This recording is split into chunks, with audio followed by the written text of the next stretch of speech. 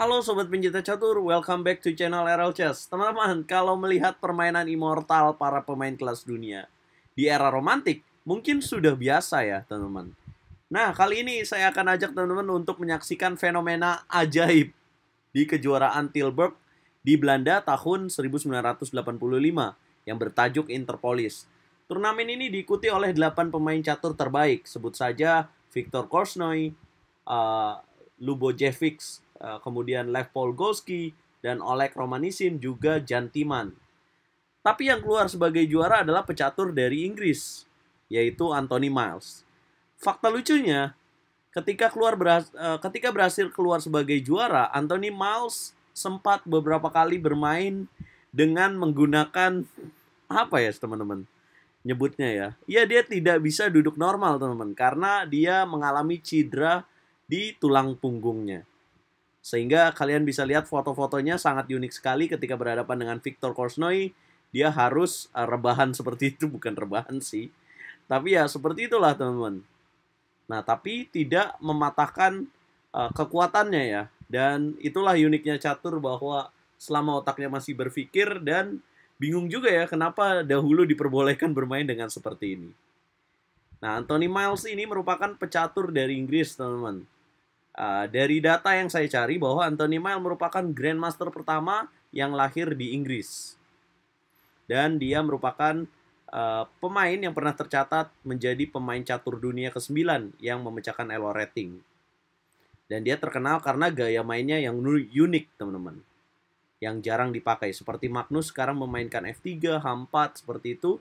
Nah, Anthony Miles ini lebih dulu. Saya langsung aja ajak kalian untuk menyaksikan partai ketika Anthony Miles dengan posisi cedera punggung berhadapan dengan Viktor Korchnoi. Anthony Miles keluar sebagai juara bersama dengan Viktor Korchnoi juga pada akhirnya, dengan mengumpulkan 8,5 poin dari 14 babak. Ya, Anthony Miles pegang bow putih memulai dengan D4 dan dijawab Viktor Korchnoi dengan D5. Kemudian putih C4 dan Viktor Korchnoi menerima pion C4 dengan pion D makan C4. Nah, ini merupakan Queen Gambit accepted ya teman-teman, Gambit menteri diterima. Anthony Miles melanjutkan dengan kuda F3. Kemudian Viktor Korchnoi C5. Putih kuda C3, hitam E6. Kemudian putih M4, hitam pion C makan D4. Putih menteri makan D4, Viktor Korchnoi menolak pertukaran menteri dengan gajah D7. Ya, Anthony Miles melanjutkan dengan langsung menyerang kuda ke petak E5. Hitam kuda F6, putih kuda makan pion C4. Hitam kuda C6, putih skak kuda ke petak D6. Gajah makan kuda, menteri makan gajah, dan menteri E7. Ya jelas, Viktor Korchnoi langsung coba menukar supaya dia bisa rokade. Kemudian, Anthony Miles melanjutkan dengan menteri makan menteri, raja makan menteri, dan dia lanjutkan dengan gajah E3. Ya, sangat jelas tujuannya adalah untuk ke petak C5. Viktor Korchnoi jelas tahu dan dia taktis B6. Kemudian putih F3, mencegah kuda ke petak G4. Hitam benteng H D8. Ya, coba lakukan rokade manual nih. Tapi kadang-kadang kalau udah bertukar menteri ya, rokade tidak lagi dibutuhkan teman-teman. Sejauh raja kita aman. Anthony Miles merespon dengan rokade panjang. Hitam gajah E8, putih gajah E2, hitam kuda D7. Ya, Anthony Miles melanjutkan serangan dengan kuda B5. Kemudian hitam F6, putih kuda C7, hitam benteng A C8. Kemudian putih makan gajah di petak E8, hitam benteng E8. Kemudian putih raja B1, hitam kuda D B8. Ya, coba men-setup ya di sini. Dan mencegah gajah ke petak A6. Putih lanjutkan dengan benteng C1. Hitam E5.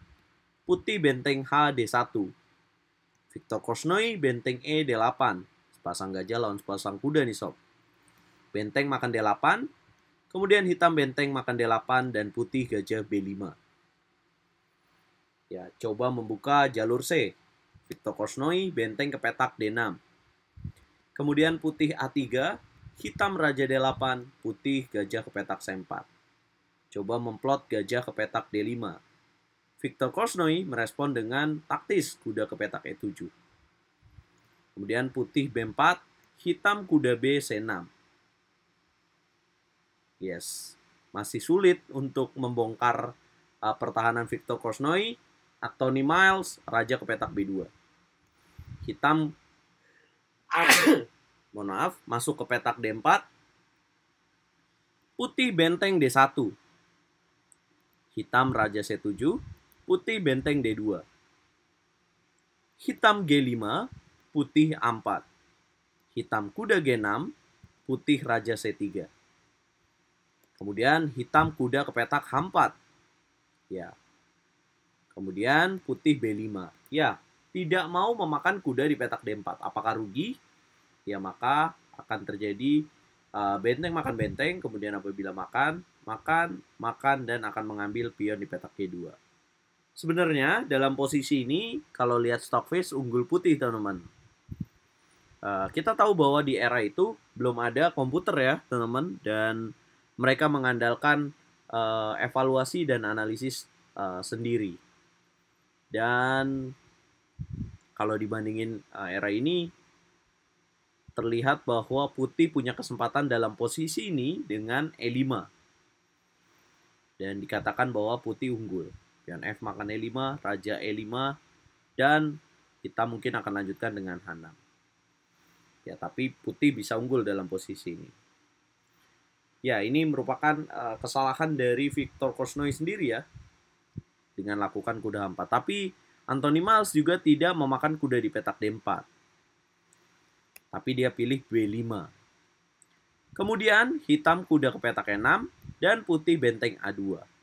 Nah, ini idenya sangat jelas adalah untuk mendobrak dari jalur A ini.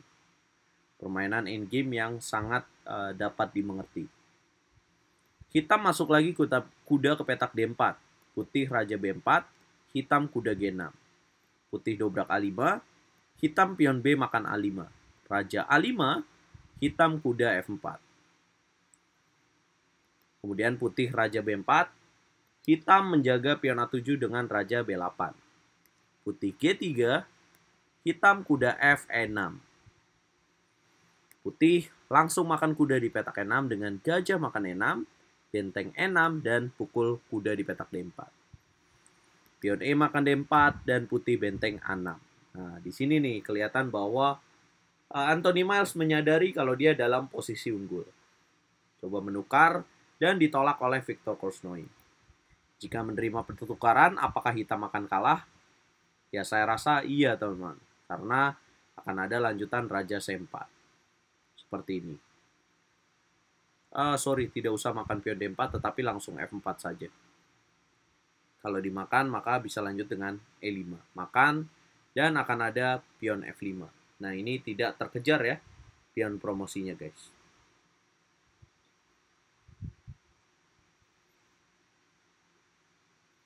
Oleh sebab itu, Victor Korchnoi menolak dengan benteng E7.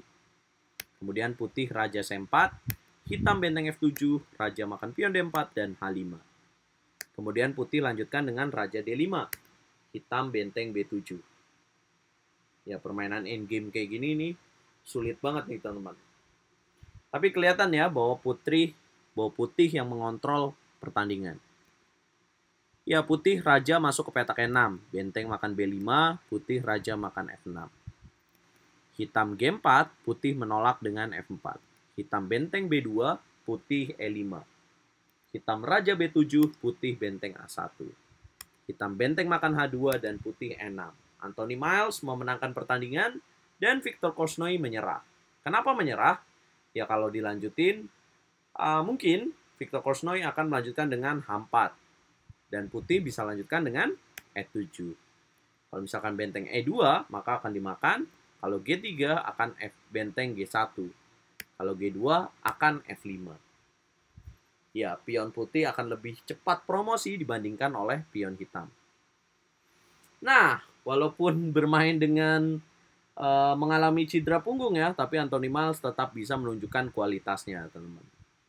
Dan akhirnya dia keluar sebagai juara, berbagi tempat pertama dengan Viktor Korchnoi dan Hubner.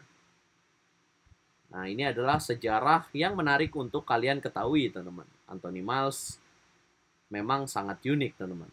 Nah, kalau sekarang pecatur Inggris mungkin yang kalian kenal adalah David Howell ya.